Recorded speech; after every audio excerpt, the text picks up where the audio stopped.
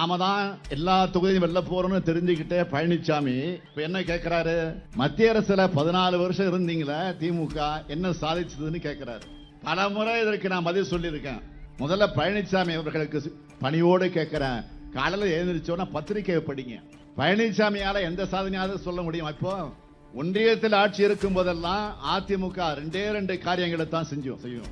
ஒன்னு, திமுக ஆட்சி நடந்துட்டு இருந்தா அதை கலைக்க சொல்லுவாங்க, இல்லைன்னா தங்கள் மீதான ஊழல் வழக்குகளை வாபஸ் வாங்க சொல்லுவாங்க. இப்படிப்பட்டவங்க நம்மளை பார்த்து கேள்வி கேட்க என்ன தகுதி இருக்கு?